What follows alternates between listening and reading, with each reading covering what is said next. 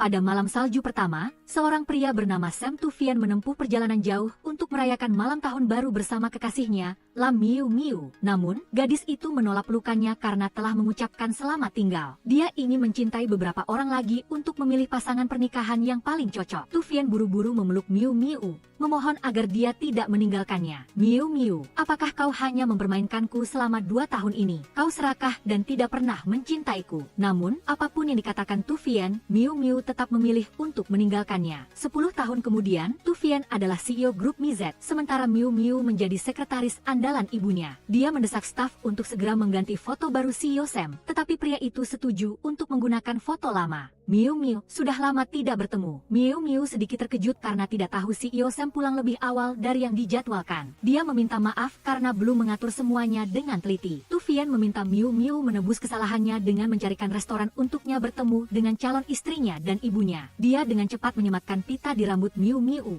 menganggapnya sebagai hadiah setelah sekian lama tidak bertemu. Miu Miu melihat pacar Tufian bernama Tu Bai Bai dan segera meminta izin untuk pergi lebih dulu. Saat bertemu dengan Tu Bai Bai atas perintah ketua, Miu Miu mengingatkan dirinya untuk bekerja seperti robot, tidak perlu merasa kasihan. Miu Miu menyampaikan pesan dari ketua yang ingin Bai Bai mundur dari dunia hiburan jika menikah dengan Tufian. Miu Miu berpikir, menjadi menantu orang kaya seperti memenjarakan diri sendiri di dalam penjara. Jika tidak berkorban, bagaimana bisa melayani calon ibu mertua dengan baik? Terlebih lagi, Tufian bukan pemeran utama pria dalam novel romantis. Dia sering berganti pacar. Miu Miu dengan niat baik mengingatkan, berharap Bai Bai mundur. Miu Miu, apakah aku seperti itu? Tufian memperingatkan Miu Miu, jangan menindas calon istrinya. Dia melihat Miu Miu terbiasa menjadi suruhan, jadi dia bersikap optimis terhadap gaya hidupnya. Miu Miu menunggu jawaban dari Bai Bai, lalu meminta izin untuk pergi lebih dulu. Bai Bai mendesak Tufian, cepat antar dia. Dia bertanya, sudah berapa kali Miu Miu melakukan hal seperti ini? Dia pikir,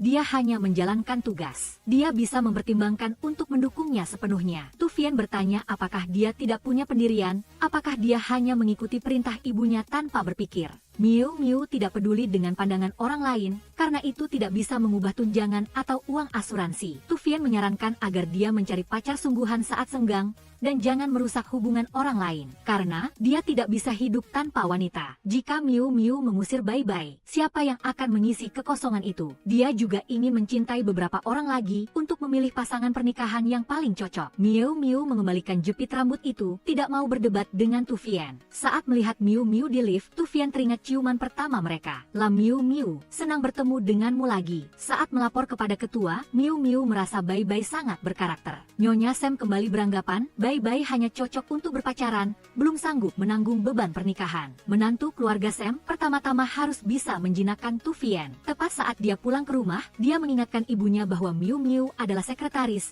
bukan penasihat pernikahan. Dia hanya berpacaran, jangan seperti sedang menginterogasi penjahat. Nyonya Sam memarahi putranya yang berkoar-koar di seluruh surat kabar, memengaruhi citra grup. Tufian ingat semua berita memuji mereka serasi, sementara ibunya menyuruh sekretarisnya menyebarkan gosip. Nyonya Sam marah, tidak sengaja menampar putranya di depan Miu Miu. Melihat Tufian duduk di tangga, Miu Miu memberinya telur untuk dikompres ke wajahnya. Karena dia sedang lapar, dia mengupasnya dan memakannya. Miu Miu berpikir Bai Bai sangat berbeda, pantas Tufian berani melawan ibunya. Dia mengingatkannya, jangan menunjuk-nunjuk dan mengomentari kehidupan pribadi atasan. Dia masih menjaga kebiasaan itu, tetapi dia makan kuning telur. Di grup Mizet, ketua Sam ingat Miu Miu telah menjadi sekretarisnya selama hampir 10 tahun. Dia memberinya tugas untuk memenangkan tender ruang di bawah pusat perbelanjaan terbesar di negara itu untuk meningkatkan citra kopi premium Mizet. Jika berhasil, dia akan merekomendasikan Miu Miu sebagai direktur strategi. Melihat kalender pengingat yang tersisa 60 hari lagi untuk batas waktu 10 tahun, Miu Miu teringat hari itu, ketua Sam datang ke rumah sakit untuk bertemu ibunya. Dia setuju untuk membayar semua biaya operasi dan obat-obatan untuk ayah Miu Miu dengan syarat dia harus meninggalkan Tufian. Dia mengerti putranya, pada akhirnya tidak akan bersama Miu Miu. Sebuah rumah yang dijual tidak ada yang membeli, sebuah keluarga yang memulai bisnis dari properti. Tetapi dia tahu Miu Miu sangat pandai, jadi dia memberinya kesempatan untuk menjauh dari Tufian dan mengikutinya. Setelah 10 tahun, jika Tufian dan Miu Miu sama-sama belum menikah, dia tidak akan ikut campur lagi dalam hubungan mereka berdua. Miu Miu diam-diam melihat bayangan mantan kekasihnya, tidak menyangka hatinya masih berdebar karenanya. Saat bertemu Tufian di depan toko serba ada, Miu Miu bertanya apakah dia ingin memamerkan kemajuan minumnya berkat minum di klub malam. Lam Miu Miu, jangan panggil namaku dan jangan tertawa lagi. Miu Miu menebak dia kesal karena bertengkar dengan pacarnya. Tu Fian ingat Bai Bai tidak sulit dibujuk seperti orang itu. Dia ingin merekrut Miu Miu sebagai rekan kerja, sehingga Bai Bai tidak bisa meninggalkannya. Dia setuju, memintanya untuk mentransfer sejumlah uang muka. Setelah menerima 100.000 yuan, dia menyarankan CEO Sam untuk menghabiskan lebih banyak waktu bersama pacarnya. Dia seharusnya menghiburnya, daripada duduk di sini dan berbicara omong kosong dengannya. Tetapi Miu Miu tidak tahu bahwa hati Tu Fian selalu menyembunyikan bayangannya, dan dia sendiri juga tidak pernah berhenti merindukannya. Pagi-pagi sekali, Tu Fian sudah menyiapkan bunga segar. Dia mengundang sekretaris Lam untuk mampir, sarapan bersamanya. Setelah memilih beberapa saat, dia memberinya sekotak roti yang paling sederhana. Dia bertanya-tanya jika Bai Bai tahu dia dengan teliti membuat sarapan untuknya. Apakah dia akan terharu? Miu Miu menebak Bai Bai akan mengambil foto dan mengunggahnya ke media sosial, agar seluruh dunia tahu dia punya pacar yang baik. Tu Fian berterima kasih atas saran Miu Miu tadi malam, yang mendorongnya untuk bertindak nyata. Jika dia menikah, dia pasti akan mengundangnya untuk duduk di meja utama. Dia sudah meminta izin ibunya agar dia bisa libur sehari, untuk pergi bersamanya membawakan makanan ke lokasi syuting. Miu Miu sangat kesal, tetapi tetap tidak mau meminum segelas susu yang dituangkan oleh Tu Fian. Di lokasi syuting, Tu Fian membujuk pacarnya. Begitu Tu Fian mengalihkan pandangannya ke arah Miu Miu, dia menjadi seperti orang yang kehilangan akal. Dia menyarankan Miu Miu untuk menjaga perdamaian, jangan memprovokasi tangan kanan andalan ibunya. Tetapi Bai Bai tetap bersikeras, memaksa sekretaris Lam untuk meminta maaf padanya. Tu Fian hanya bisa mendekat, bertanya kepada kedua sekretaris itu apa yang sedang mereka bicarakan. Seorang karyawan bernama Tiu Chu mengatakan sedang meminta saran tentang pengalaman cinta dari sekretaris Lam. Namun, Miu Miu hanya mencintai satu orang dan terluka parah oleh cinta pertamanya yang buruk. Tu Fian meminta Miu Miu cepat pergi meminta maaf kepada calon istrinya. Dia pikir dia hanya mengikuti perintah ketua, tidak membuat kesalahan dengan Bai Bai. Selain itu, sebelumnya dia selalu putus dengan Hambar, mengapa kali ini berbeda? Tu Fian menekankan Bai Bai adalah satu-satunya di hatinya. Miu Miu mencoba menahan hatinya yang hampir hancur, pergi meminta maaf kepada Bai Bai. Dia berpura-pura hanya bercanda dengan pacarnya, tidak menyangka Tu Fian menganggapnya serius. Bai Bai meminta bantuan sekretaris Lam untuk memberikan saran dalam memilih cincin berlian dan gaun pengantinnya. Pada malam bersalju, Tu Fian meminta sekretaris Lam untuk mengantarnya pulang, tetapi dia tidak tega membiarkannya menyetir. Miu Miu bertanya, apakah atasan boleh menyuruh orang lain dengan santai? Tu Fian melihat ke arah kepingan salju putih, teringat wajah yang ingin dia lihat setiap hari. Dia pernah mencari banyak alasan untuk memulai percakapan dengannya. Di dalam mobil, Tu Fian bertanya apakah Miu Miu tidak senang karena harus meminta maaf kepada Bai Bai. Dia berpikir dia adalah seorang budak, tidak berani memiliki perasaan. Tu Fian ingin mengantar Miu Miu pulang, agar dia bisa membujuk ibunya untuk menerima Bai Bai. Miu Miu mengingatkan CEO Sam untuk menyelesaikan masalah pribadinya sendiri, dan jangan mengganggunya lagi. Sam, Tu Fian, berhentilah menyeretku ke tengah-tengah kalian berdua, karena kita bukan teman. Saya takut Bai Bai akan berada dalam situasi sulit, dan memintanya memilih antara dua gadis. Lam Miu Miu, saya memilih Anda, karena ibu saya tidak bisa tanpa Anda, dan saya tidak bisa tanpa ibu saya. Miu Miu tersenyum kaku, ingin pulang sendiri untuk melapor kepada ketua. Namun, Tu Fian menunggunya sampai dia pulang. Miu Miu bertanya, bagaimana dia tahu alamat rumahnya. Tu Fian melihatnya tidak menyambut, apakah dia menyembunyikan pria di apartemennya. Sam, Tu Fian, saya marah. Lam Miu Miu, hari ini ulang tahunmu. Miu Miu terpaksa membiarkannya masuk, tetapi belum pernah melihat ada orang yang datang merayakan ulang tahun dengan tangan kosong. Siapa sangka Tu Fian sudah menebak reaksinya, jadi dia sudah memesan kue ulang tahun lebih awal. Dia melihat ke ruangan yang seperti Museum Maizet, dia mengakui bahwa dia sangat menyukai pekerjaannya. Dia menemukan bahwa dia masih menyimpan barang-barang lama, dan bertanya di mana cangkirnya. Dia mendengarnya berkata bahwa dia sudah membuangnya sejak lama, jadi dia harus minum dari cangkir yang tersisa. Menunggu Miu Miu meniup lilin, Tevin bertanya apakah dia berharap menemukan pacar, atau menjadi kaya dalam semalam. Miu Miu menginginkan keduanya, karena orang dewasa tidak memilih. Miu Miu, apakah kamu masih ingat aku? Miu Miu mengingatkan Tevin bahwa dia yang pertama kali mengusulkan perpisahan. Dia menghabiskan sekaleng bir, dan ingin bermain permainan kejujuran dengannya. Tevin, dengan berapa banyak wanita kamu tidur dalam 10 tahun terakhir? 1 tangan, 2 tangan, atau 3 tangan masih tidak cukup untuk menghitungnya? Miu Miu menghela napas, melanjutkan minum sekaleng bir dingin yang sangat dingin. Dia bertanya kepadanya, tidakkah kamu ingin tahu dengan berapa banyak pria aku tidur? Tevin, tanyakanlah, aku bisa menjawabmu, mengapa kamu tidak bertanya padaku? Miu Miu, kamu mabuk. Dia merebut kaleng bir itu, meminumnya hingga habis untuknya. Tevin, aku benar-benar merasa tidak nyaman. Dia menggendongnya ke tempat tidur, lalu sendirian merenung di sofa. Ciuman yang penuh dengan kerinduan, membuat Miu Miu tidak tahu apakah itu nyata atau mimpi. Dia melihat ruang tamu yang tidak lagi meninggalkan jejak dan mengingatkan dirinya sendiri untuk lebih sadar. Tepat ketika Tevin kembali, dia mendesaknya untuk segera sarapan. Aku juga minum, jadi aku harus menginap sementara di ruang tamu semalam. Dia menyuruhnya untuk tidak memakai sepatu hak tinggi, agar tidak ketinggalan acara pelelangan pusat perbelanjaan. Sesampainya di acara pelelangan ruang pusat perbelanjaan Demand, Tevin bertemu dengan pesaing terbesarnya, bernama THNG VHNG. Dia memuji Tevin, yang baru saja secara resmi mengumumkan hubungannya dengan bintang wanita, sudah menginap di rumah sekretarisnya. HNG bertanya pada Tevin, apakah kamu sudah menggunakan mesin kopi Miu Miu? Dia meminta maaf kepada Tuan THNG karena dia tidak sengaja membuang mesin kopi yang dia berikan. Tevin membandingkan Miu Miu dengan putri dari Mizet, apapun yang dia butuhkan akan diatur oleh grup. HNG mendengar desas-desus dari luar, Miu Miu sebagai ban serep juga mendapat 100 poin. Dia bertanya-tanya, apakah yang resmi itu dia atau Tu Bai Bai? Miu Miu menebak bahwa Tuan THNG secara diam-diam mencintai bosnya. Itulah sebabnya dia begitu ingin tahu tentang urusan pribadi. Setelah presentasi Miu Miu, HNG meragukan keakuratan data. Dia memutar video, di mana seorang karyawan Mizet mengambil barang dari tanah dan memberikannya kepada pelanggan. Tepat pada saat itu, seorang karyawan datang untuk melaporkan bahwa video tersebut telah menjadi trending. Tevin curiga bahwa Tuan THNG sengaja memfitnah, jadi begitu video itu dirilis, video itu tidak menyebar secara online. Para pemimpin memberi Mizet 3 hari untuk memverifikasi rumor tersebut. Dalam perjalanan pulang, Tevin bertanya apakah mesin kopi di rumah Miu Miu adalah hadiah dari THNG HNG. Dia mengatakan bahwa dia membelinya sendiri dan dia tidak bisa mendengarkan dia. Tevin percaya pada Miu Miu karena tadi malam dia mabuk dan menceritakan banyak hal. Dia ingat dia meminta maaf dan bahkan memanggilnya bajingan. Tepat pada saat itu, ketua menelepon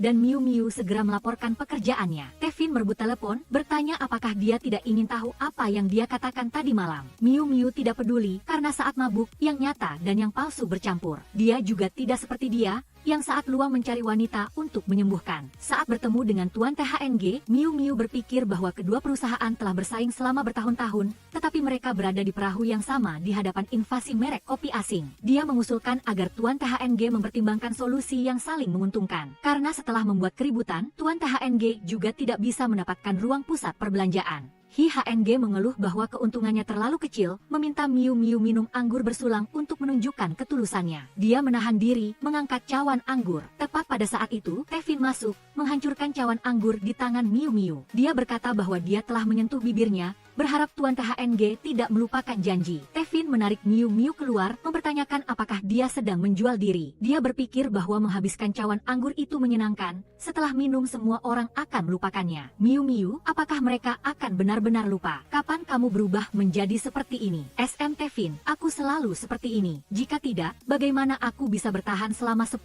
tahun terakhir? Tevin, aku tidak hanya minum anggur bersulang, aku juga pernah dilecehkan. Kekuatan Mizet dan kehidupanmu yang berlimpah adalah hasil dari transaksi yang menumpuk satu sama lain. Tevin mendapatkan kembali ketenangannya, menarik Miu Miu kembali ke perusahaan. Dia telah menemukan kamera tersembunyi yang merekam adegan karyawan kafe masuk ke mobil THNG HNG. Miu Miu, kamu bergegas maju seperti ngengat, jadi aku juga harus berkontribusi sedikit. Dia juga menyewa grup hubungan masyarakat terkenal bernama Maxi untuk menulis koreksi untuk Mizet. Dia mengungkapkan bahwa itu adalah perusahaannya sendiri. Dia bertanya-tanya mengapa dia ingin menyembunyikannya dari ketua, tetapi mengatakannya kepada orang yang suka uang dan serakah seperti dirinya. Miu Miu, kamu tidak akan mengkhianatiku. Miu Miu bingung dan meminta izin untuk pergi lebih dulu. Dia khawatir tentang kata-katanya tadi, goyah ketika dia mengingat hari ulang tahunnya. Tersentak saat dia mengatakan dia memilihnya daripada Tu Bai Bai. Keesokan harinya, rumor yang memfitnah Mizet mereda. Miu Miu merasa gembira dan melihat Tevin diam-diam memberinya selamat. Bertemu Miu Miu yang sedang membuat kopi, Tevin menasihatinya untuk tidak memikul semua tanggung jawab di pundaknya. Bahkan jika Mizet runtuh, akan ada seseorang yang akan menopangnya untuknya. Jika sekretaris Lam membutuhkannya, dia bisa menemukannya kapan saja. Miu Miu buru-buru menenangkan hatinya yang berdebar-debar, tiba-tiba dia disiram air dingin olehnya. Miu Miu, bawa aku ke tempat pacarku. Tevin melemparkan kunci, memberikan mobil itu itu kepada Miu Miu. Dia mengingatkannya jangan menggunakan trik merayu wanita padanya. Dia mengklarifikasi, dia memberikan mobil itu agar dia bisa membawanya bertemu pacarnya. Tepat ketika ketua menelepon, Miu Miu langsung melaju pergi. Ternyata Tu Bai Bai memposting berita untuk mendukung Mizet, tetapi ketua mengira dia hanya ikut-ikutan saat grup sudah keluar dari bahaya. Dia pergi menemui Tu Bai Bai, tepat saat dia sedang mendiskusikan putranya. Dia memperkenalkan dirinya sebagai Ibu Tevin, ingin berbicara dengan Tu Bai Bai. Di ruang pribadi, ketua bertanya tentang informasi Tu Bai Bai. Dia mengatakan bahwa dia adalah Pisces, sangat cocok dengan Scorpio-nya Tevin. Dia bergolongan darah O dan Tevin bergolongan darah A, akan melahirkan anak yang cerdas dan berbakti. Tepat ketika Tevin masuk, dia bertanya kepada ibunya mengapa dia sudah mendidik menantu perempuannya yang belum menikah. Ketua mengatakan dia hanya mewawancarai duta merek baru Mizet. Tu Bai Bai berterima kasih kepada ketua karena telah memberinya kesempatan besar. Berdiri di bawah hujan, hati Miu Miu tiba-tiba menjadi dingin. Dia memikirkan janji 10 tahun, tetapi tidak tahu apakah ketua masih mengingatnya. Sebuah payung tiba-tiba menaunginya, ternyata itu adalah senior bernama NGKY. Dia tidak menyangka akan bertemu dengannya lagi, masih secantik saat dia kecil. Tepat ketika Tevin datang, dia memperkenalkan dirinya sebagai bos Miu Miu selama 10 tahun. Secara kebetulan, NGKY mewakili pusat perbelanjaan, datang untuk menandatangani kontrak dengan Mizet. Saat membicarakan bisnis, Tevin sengaja menyela di antara NGKY dan Miu Miu. NGKY memuji Tuan SM yang ramah, bahkan membuat kopi untuk sekretarisnya. Tevin juga memuji NGTNG yang memiliki jakun yang sangat maskulin, pasti banyak gadis yang mengejarnya. NGKY tidak berani membandingkan dirinya dengan Tuan SM, yang bahkan menduduki puncak pencarian. Akhirnya, Miu Miu berhasil memenangkan pelelangan ruang pusat perbelanjaan. Tevin menyuruh Miu Miu untuk berdiri di belakang, agar dia bisa berjabat tangan dengan mitra. Tuan NG sangat menantikan untuk bekerja sama dengan Mizet. Saat keluar, Miu Miu mempertanyakan Tevin mengapa dia bersikap kekanak-kanakan di depan banyak orang. Dia mengatakan bahwa NGKY menatapnya terus-menerus, jadi dia tidak bisa menahannya. Miu Miu berpikir bahwa keduanya lajang, keduanya memiliki hak untuk saling menyukai. Dia mengingatkannya bahwa dia akan segera menikahi Tu Bai Bai. Jangan khawatir tentang mantan pacar 10 tahun yang lalu.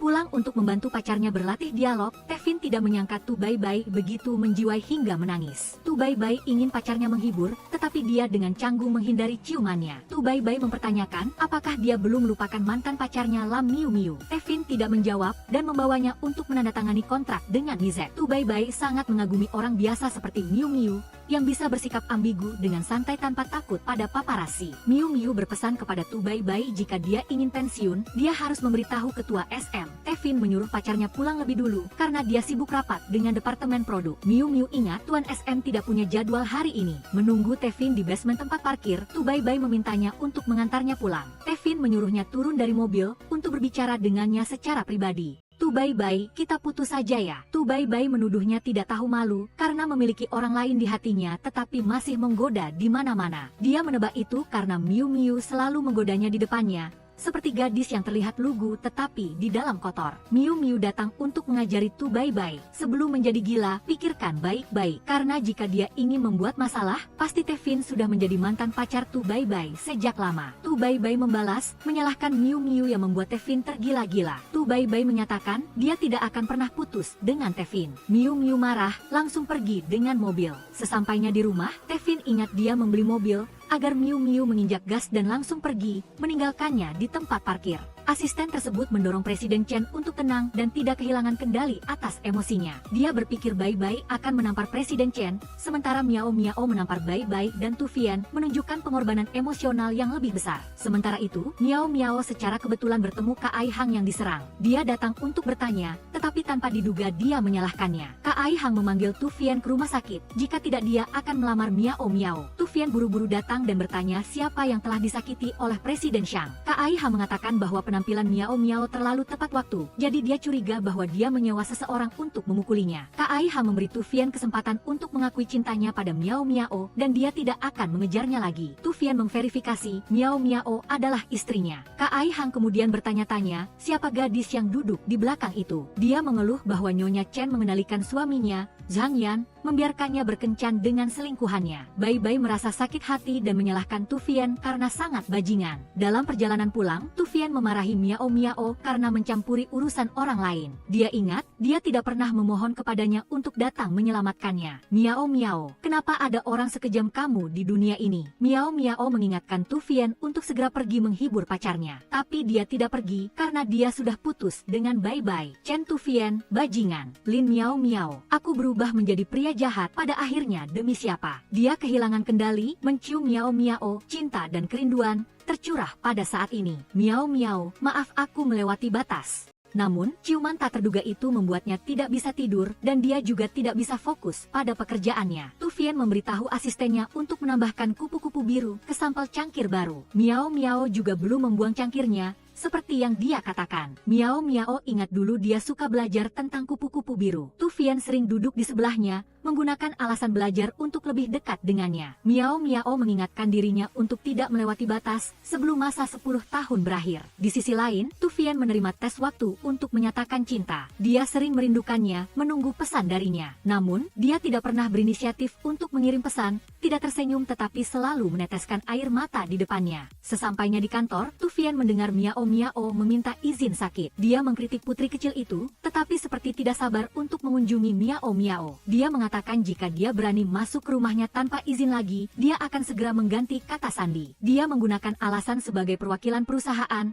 untuk datang merawat sekretaris Lin. Dia ingat dia bukan dokter dan menyuruhnya kembali mengelola perusahaan. Miao Miao, aku tidak akan kembali. Tepat pada waktunya, petugas pengiriman membantu Dengki. Tu Fian mempertanyakan, sejak kapan mereka berdua akrab? Miao Miao menceritakan, seniornya membuat janji untuk memeriksa lokasi, baru tahu dia sakit demam. Tu Fian mengerti mengapa dia buru-buru menyuruhnya pulang. Miao Miao, aku hanya tidak akan pergi. Tu Fian tidak mengizinkan Miao Miao untuk mengambil cuti saat perusahaan sedang paling sibuk. Dia menyuruhnya minum obat dan terus bekerja di rumah. Dia duduk di samping mengawasi, kadang-kadang melamun menatapnya. Miao Miao ingat toko Mizet selalu memiliki gaya retro, tetapi pusat perbelanjaan di sepanjang jalan itu cukup trendy. Dia berpikir untuk mempertahankan ciri khas mereknya sendiri, hanya perlu membuka area foto tambahan untuk mengikuti tren. Tu Fian mengeluh itu sedikit boros, dan meminta Miao Miao untuk memikirkan lebih banyak ide yang hemat biaya dan inovatif. Dia melihatnya sakit perut dan buru-buru pergi ke dapur untuk merebus air. Dia menemukan bahwa dia masih menyimpan cangkirnya. Dia memberinya botol air hangat, membantunya menghangatkan perutnya. Dia bertanya-tanya, apakah pengawas juga memukul dan menenangkan. Tu Fian bertanya pada Miao Miao apakah dia berpikir dia menggunakan alasan untuk mengunjunginya. Tu Fian bermaksud untuk menyerahkan pekerjaan yang tersisa kepada departemen desain,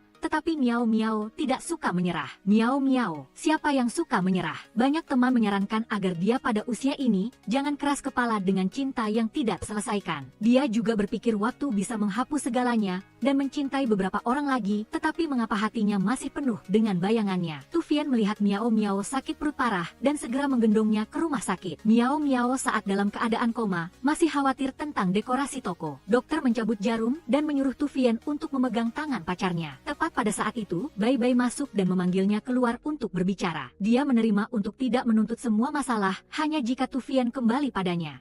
Jika dia bertekad untuk putus, dia harus memberikan penjelasan yang memuaskan. Tu Fian mengakui dia tidak bisa melupakan cinta pertamanya. Dia pikir dia tidak memikirkan Miao Miao. Secara bertahap dia akan berhenti mencintainya. Tapi pada hari pertama dia kembali ke negara itu, dia tahu dia salah. Dia tidak ingin melarikan diri lagi, jadi dia tidak bisa melanjutkan dengan Bai-Bai. Di ruang rawat, Tu Fian melihat Miao Miao yang baru saja bangun dan sudah bekerja. Dia bertanya padanya, apakah dia harus mempertaruhkan nyawanya seperti ini? Miao Miao ingat dia baru saja keluar menemui Bai-Bai, dan sekarang dia bebas untuk peduli padanya. Miao Miao, kepada siapa hatiku berpihak? Apakah kamu benar-benar tidak menyadarinya? Tu Fian mendekat memeriksa suhu tubuh Miao Miao. Dia pikir gastritis, aku tidak akan membunuhnya segera. Tu Fian melarang Miao Miao mengatakan kata-kata yang mengutuk dirinya sendiri. Dia pikir dia akan pindah dari hatinya, agar Tu Fian tidak perlu ragu lagi. Miao Miao, apakah aku pernah ragu? Aku sudah mengatakannya dengan sangat jelas, aku pikir kamu sudah mengerti. Tu Fian memegang tangan Miao Miao, tapi dia buru-buru menghindar. Miao Miao mengingatkan Presiden Chen telah menyakiti Bai-Bai, jadi dia harus sedikit peduli padanya. Tu Fian mengakui dia bajingan, tetapi karena siapa? Dia menasihatinya untuk menjaga dirinya sendiri, jangan terus menjadi polisi perdamaian. Dia mendengarnya lapar, dan menyuruh sekretaris Lin untuk memesan makanan sendiri. Ternyata, Tu Fian telah meminta Xiao Chu untuk membawakan makanan bergizi untuk Miao Miao. Xiao Chu memuji Presiden Chen yang perhatian, memesan semua hidangan yang disukai Miao Miao. Kembali ke kantor, Tu Fian menatap wajah orang yang dicintainya. Nyonya Chen masuk, bertanya apa yang terjadi pada anaknya dengan baik-baik. Dia baru saja memposting status, menyiratkan bahwa Tu Fian selingkuh. Nyonya Chen mengatakan saham baru saja naik ketika duta merek diumumkan,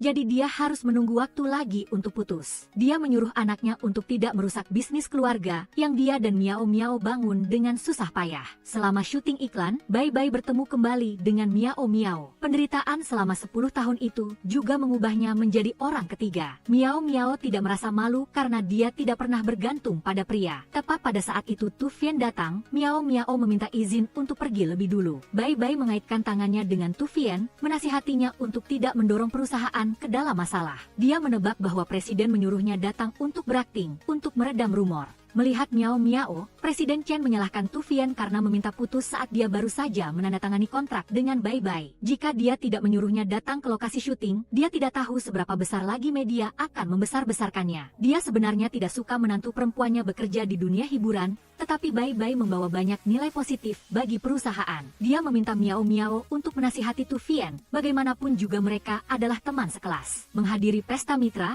Miao Miao bertemu kembali dengan Deng Qi. Dia memujinya karena banyak berubah dan berpakaian berkilau. Dia tidak seperti dia yang gagal dalam pernikahan, menjadi ayah tunggal. Tepat pada saat itu dia sibuk menelepon, menyuruhnya menunggu sebentar. Secara kebetulan Kak Ai Hang bertemu dengan Miao Miao, bertanya apakah Tu Fian bosan dengannya, dan sekarang berselingkuh dengan aktris. Miao Miao memberikan kata mutiara kepada Presiden Chang, mulut yang tidak dijaga akan tumbuh menjadi keran. Tepat pada saat itu Deng Qi kembali, berharap Presiden Chang menghormatinya. Kak Ai Hang mengerti mengapa Miao Miao mendorong Tu Fian kepada Bai Bai, karena dia menemukan pria lain. Tapi Miao Miao sebagai Nyonya Deng, tidak diizinkan untuk berpartisipasi dalam tender. Miao Miao mengklarifikasi hubungan antara dirinya dan Deng Qi, tidak seperti yang ditenun oleh Presiden Chang. Tu Fian muncul, menggunakan ciuman untuk membuktikan bahwa Miao Miao adalah wanitanya. Dia menyalahkannya karena tidak meminta pendapatnya. Tu Fian buru-buru mengejar, memayungi Miao Miao. Dia menganggap dia tidak sopan, menangkapnya dan menciumnya di tengah kerumunan. Miao Miao, aku tahu aku merindukanmu, mengapa kamu masih menghindariku? Jika kamu suka kamu bisa menyiksaku, tetapi kamu juga harus memberiku batas waktu. Miao Miao, aku takut aku tidak bisa menahannya lagi. Tu Fian, tolong pelan-pelan, bisakah kamu menungguku sebentar lagi, baru kita bicara tentang kita. Miao Miao, kembali padaku ya. Tu Fian, jika selama bertahun-tahun hatimu masih merindukanku, maka kita tidak pernah berpisah. Di malam yang bersalju, kehangatan dari bibir Tu Fian membuat hati Miao Miao berapi-api. Mungkin setelah 10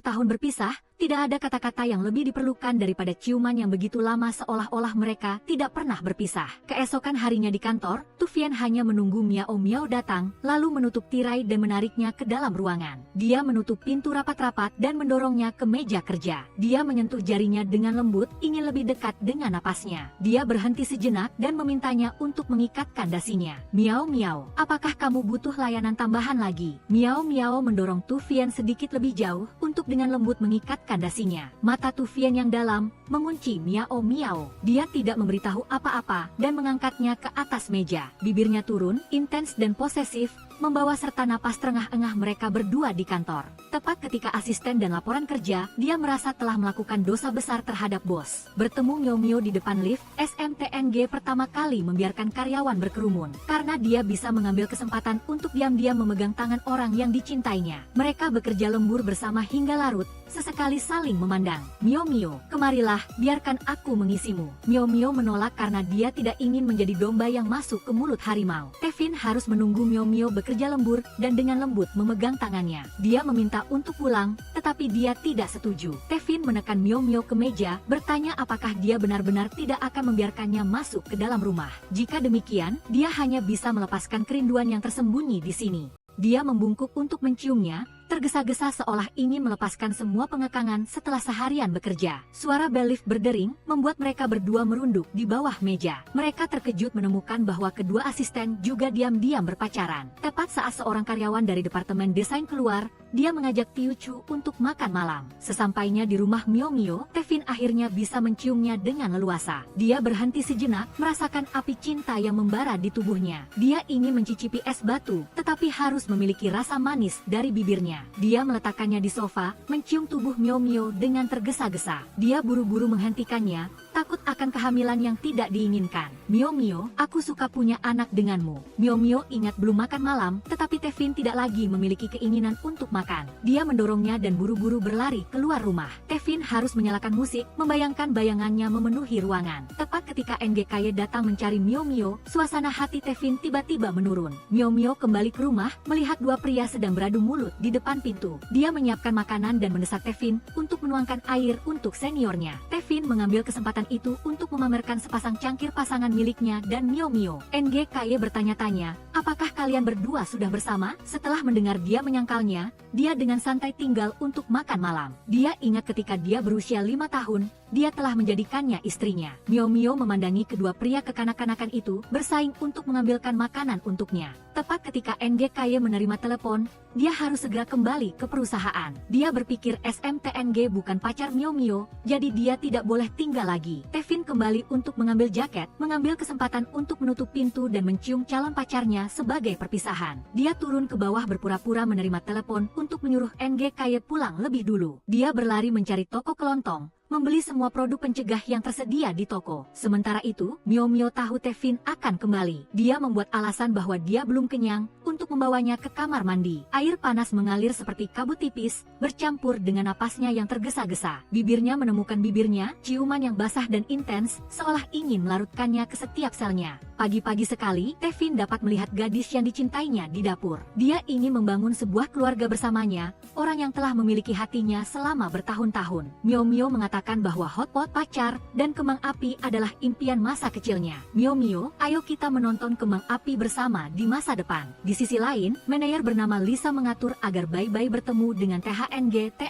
Bai Bai tidak ingin mengkhianati Mizet, jadi dia membuat janji untuk bekerja sama dengan Fea setelah kontraknya berakhir. Lisa mengatakan bahwa THNG membayar 3 kali lipat dan akan membayar kompensasi kontrak untuk Mizet. Bai Bai telah berjanji untuk membawa keuntungan bagi perusahaan manajemen, jadi dia terpaksa mengikutinya. Sementara itu, ketua SM membaca rumor antara Tevin dan Mio Mio. Dia memberi Mio Mio 1 minggu untuk menyelesaikan masalah ini. Di kafe, Mio Mio secara tidak sengaja bertemu dengan NGKY, tepat saat dia pergi untuk kencan buta. Dia meminta dia untuk duduk di meja sebelah untuk membantunya memeriksa pasangannya. Wanita itu lugas dan juga tertarik pada pesona NGKY, tetapi ketika dia mengatakan dia memiliki anak sendiri, wanita itu segera meminta izin untuk pergi. NGKY sudah terbiasa dengan penolakan langsung seperti itu. Dia tidak perlu menikah lagi, tetapi putranya terus-menerus meminta seorang ibu. Dia membuat permintaan yang agak tiba-tiba, berharap Mio Mio akan setuju. Menunggu calon pacarnya di rumah, Tevin tahu NGKY telah mengantarnya pulang. Dia cemburu, menariknya erat ke tubuhnya.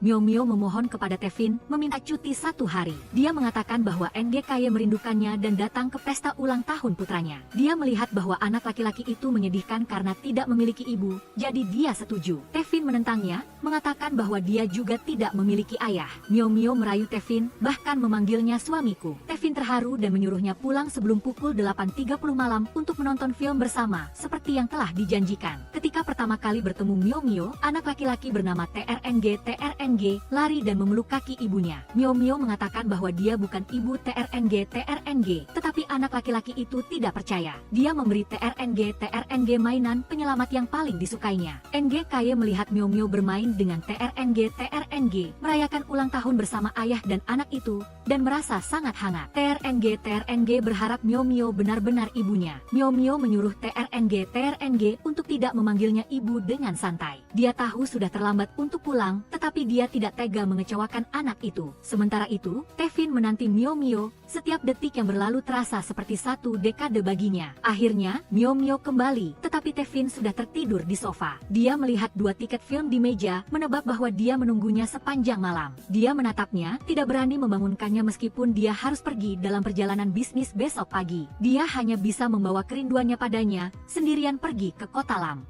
Tapi dia tidak menyangka, dia sudah datang lebih dulu untuk menjemputnya. Tevin merentangkan tangannya lebar-lebar, menyambut orang yang dicintainya ke dalam pelukannya. Dia menyalahkannya karena tidak peduli, pulang terlambat tanpa menelepon atau mengirim pesan. Mio Mio berjanji lain kali, dia akan terus melapor kepada Tevin. Mio Mio, aku takut orang-orang akan menculikmu, takut sesuatu yang buruk terjadi padamu, takut kamu tidak membutuhkanku lagi. Tevin menggendong Mio Mio ke dalam kamar, memaksanya untuk menebus rasa takut di hatinya. Dia menempelkan tubuhnya, perlahan menikmati aroma yang hanya miliknya. Dia melepas kemejanya, memeluknya erat-erat sepanjang malam. Keesokan harinya, Mio Mio mendengar berita bahwa sekelompok pekerja mogok untuk menuntut kenaikan gaji. Tetapi mereka mengancam akan menghancurkan toko jika mereka tidak menerima uang. Tevin berlari untuk melindungi Mio Mio, tetapi sayangnya terluka di kepala. Di sisi lain, Bai Bai bergegas mencari Hi HNG. Dia menanyainya, apakah Anda menghasut karyawan di Museum Seni Kopi? Hi HNG mengingatkan para seniman untuk berhati-hati dengan kata-kata mereka, jangan sampai masalah datang dari mulut mereka. Di rumah sakit, Mio Mio panik karena Tevin belum bangun. Perawat meyakinkan bahwa Tevin hanya mengalami gegar otak ringan dan akan pulih dalam waktu lebih dari 10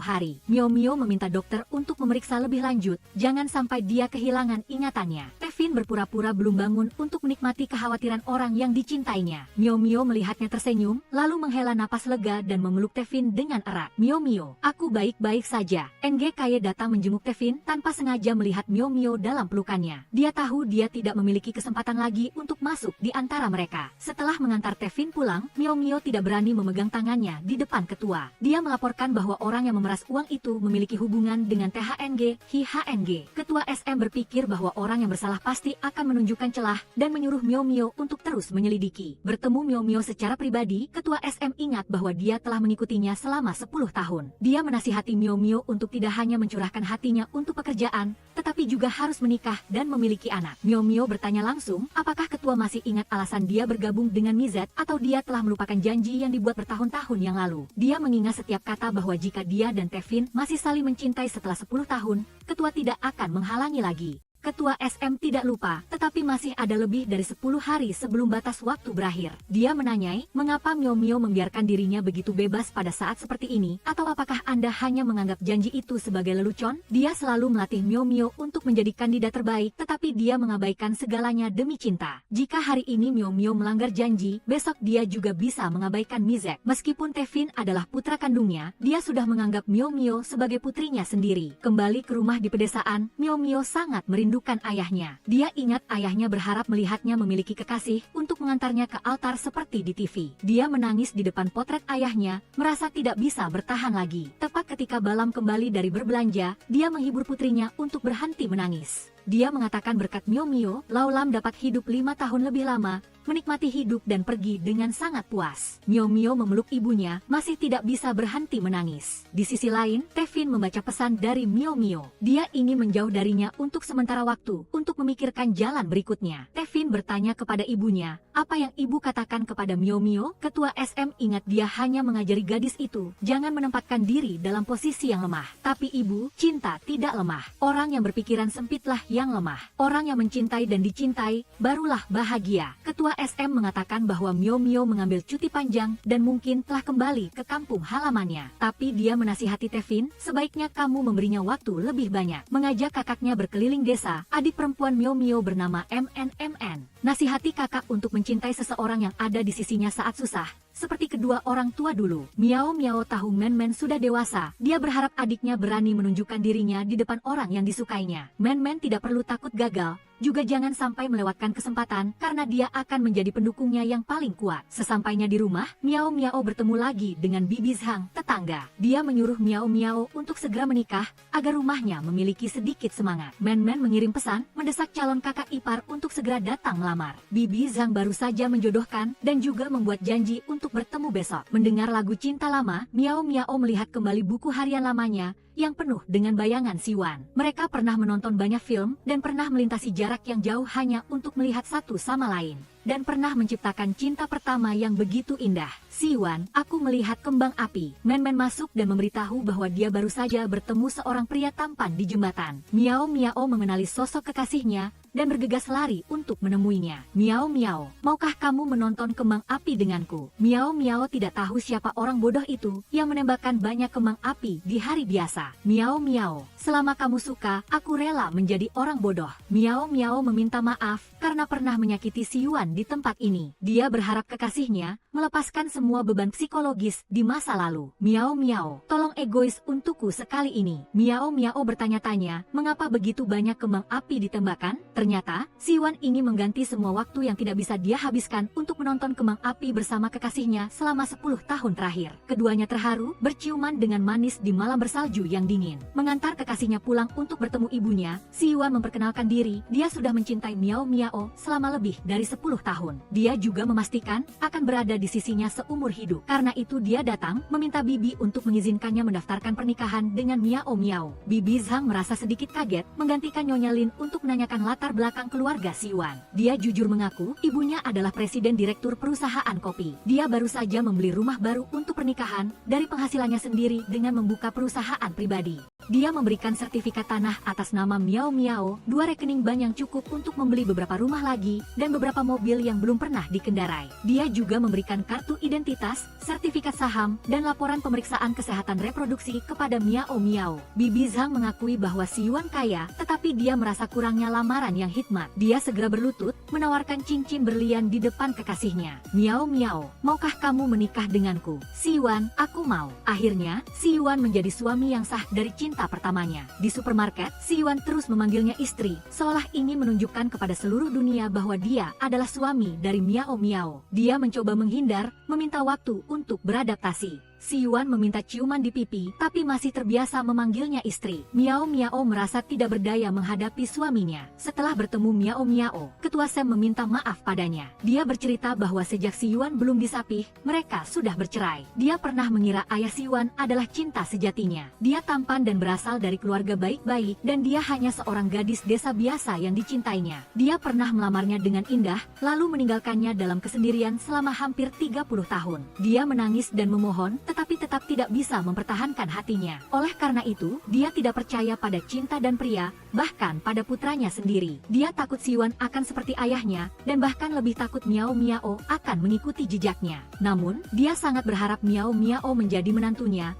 bersedia kembali mengelola perusahaan karena dia menderita kanker stadium 3. Miao Miao, anggap saja 10 tahun terakhir sebagai ujian cintamu ya. Sesampainya di rumah, Miao Miao mendesak Si Yuan untuk mencari kesempatan berbicara dengan ibunya tentang pernikahan mereka. Hari ini, Bai Bai mendengar kabar bahwa Si Yuan telah mendaftarkan pernikahan dengan Miao Miao. Kak Aising menyarankannya untuk mengendalikan emosinya karena semuanya sudah terjadi. Meskipun begitu, dia punya cara untuk membantunya melampiaskan amarahnya. Pada rapat motivasi tahun baru, Miao Miao meminta untuk memutar video ringkasan kegiatan perusahaan selama setahun terakhir. Tiba-tiba, layar beralih ke foto pernikahan dia dan Si Yuan. Setelah pertemuan berakhir, Ketua Sam mempertanyakan Si Yuan, mengapa menyembunyikan pernikahan? Tapi ibu, jika aku bilang, apa ibu akan setuju? Ibu selalu melakukan apa yang ibu mau. Apakah ibu pernah memikirkan perasaanku? Jika ibu tidak memisahkan aku dan Miao Miao, pasti tidak akan terjadi hal seperti hari ini. Aku memberontak, bukankah ibu yang memaksanya? Miao Miao khawatir dengan kesehatan Ketua Sam. Tapi Si Yuan telah menemukan kontrak 10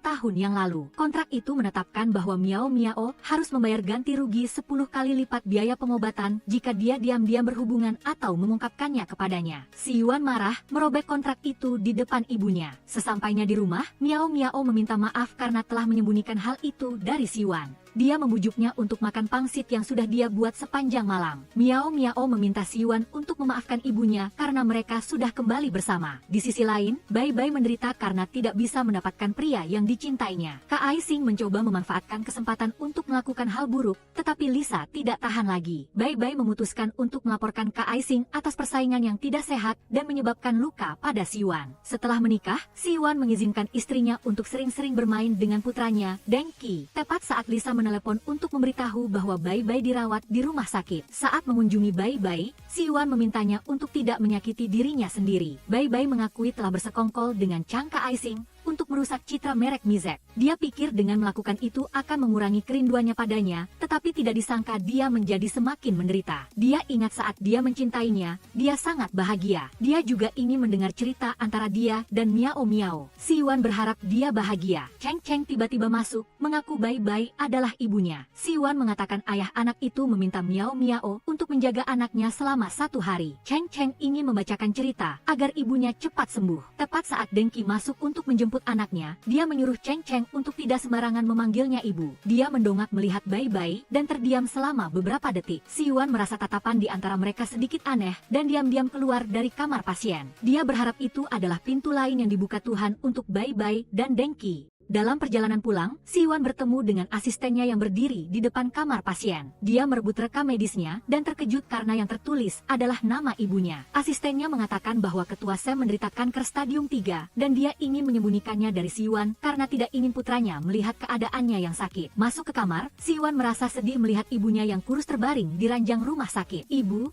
Di depan pintu ruang operasi, pasangan suami istri Siwan merasa gelisah. Akhirnya selesai, dokter mengumumkan bahwa operasi berjalan sangat sukses. Sebulan kemudian, Nyonya Sam diperbolehkan keluar dari rumah sakit. Dia menyerahkan gelang pusaka kepada Miao Miao yang diberikan oleh almarhum ibunya saat dia menikah. Dia menyuruh putranya, sudah waktunya untuk mengubah panggilan. Siwan mengatakan bahwa dia bahkan belum diizinkan memanggil istrinya secara terbuka. Miao Miao memanggilnya ibu, yang membuat Nyonya Sam sangat terharu. Akhirnya setelah 10 tahun yang panjang, Siwan telah menemukan kembali cinta yang hilang bersama Miao Miao. Mereka menjadi lebih bahagia saat menerima restu dari orang-orang terkasih mereka.